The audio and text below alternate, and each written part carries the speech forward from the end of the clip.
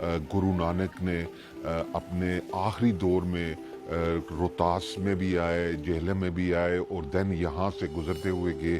तो मजहबी लिहाज से ये बहुत ही अहमियत की हामिल है।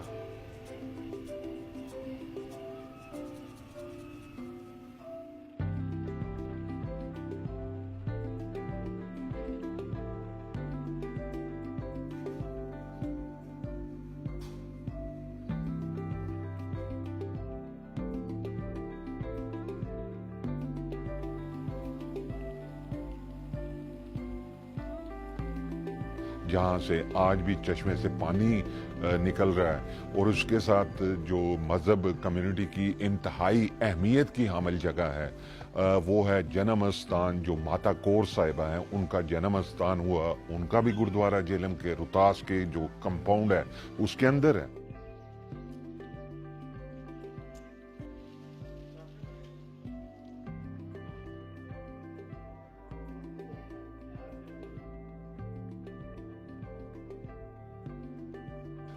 चंद माह में या कम से कम एक साल में ये दोबारा रेनोवेट होगा, तो हमारा शहर जो तारीखी लिहाज से बहुत अहमियत का हामिल है वो दोबारा यहाँ पे एक्टिविटीज़ होंगी, और यही हमारा मकसद था